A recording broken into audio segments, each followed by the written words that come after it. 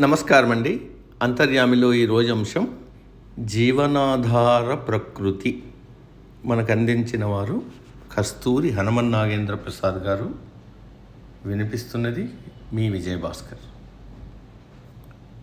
ప్రకృతి జీవరాశికి మాతృక, సౌందర్యానికి ప్రతీక, మానసిక ఉల్లాసానికి నెలవు, ఖేదపడిన మనసుకు ఓదార్పు, ఉద్వేగానికి నిర్వేదానికి ఉపశమనం, కృత్రిమ జీవితం నుంచి ఆట విడుపు. ప్రకృతి మనిషిలో జిజ్ఞాస రేకెత్తిస్తుంది, అన్వేషణకు స్ఫూర్తినిస్తుంది, కవులకు కళాకారులకు ప్రేరణ కలిగిస్తుంది. చిత్రంలోని ప్రకృతి కంటిని ఆహ్లాదపరుస్తుంది, సహజ ప్రకృతి పంచేంద్రియాలకు అనుభూతి ఇస్తుంది. ప్రకృతి తల్లిలా పోషిస్తుంది, వైద్యుడిగా ఆకుల మూలికలతో రోగాలను నయం చేస్తుంది, మిత్రుడిగా మనోభావాలను పంచుకుంటుంది, గురువులా విద్య గరుపుతుంది. అభ్యసించే నైపుణ్యం ఉంటే గడ్డి పరక నుంచి హిమగిరి వరకు ఏదో ఒక గుణాన్ని, జీవన విధానాన్ని నేర్చుకోవచ్చు. దేవతలకు, రాజులకు, ఋషులకు కూడా గురువైన దత్తాత్రేయ ప్రకృతిలోని ప్రతీదీ తనకు గురువే అంటారు.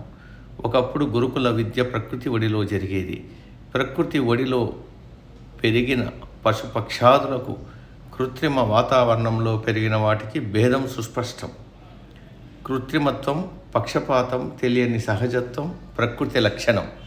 దానికి సర్వ జీవులు సమానమే. జీవులకే భేదభావాలు. ఇతర జీవులు భేద బుద్ధి ఉన్న ఆహార వ్యవహారాల్లో నియమాలు పాటిస్తాయి. కేవలం మనిషి మాత్రమే భిన్నంగా ప్రవర్తిస్తాడు. మనిషి విలక్షణ బుద్ధిజీవి. పక్షిని చూసి గాలిలో, చేపను చూసి నీటిలో విహరించడం నేర్చాడు. మనిషిలా భూమిపై నివసించడం మాత్రం పూర్తిగా నేర్చుకోలేదు. స్వార్థమే పరమార్థమనే భావన పెరిగి ప్రకృతిలోని సర్వ వనరులను ఉపయోగించుకొని తిరిగి ఉపయోగపడని పరాన్నజీవి మనిషి. అతడు ప్రకృతిని వికృతపరిచి భూతాపాన్ని పెంచిన భస్మాసురుడు.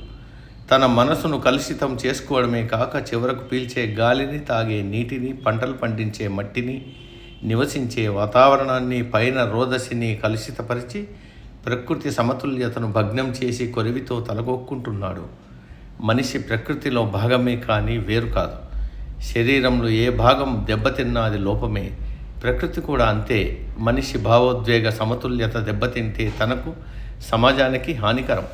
ప్రకృతి సమతుల్యత దెబ్బతింటే సర్వ జీవరాశికి వినాశకరం.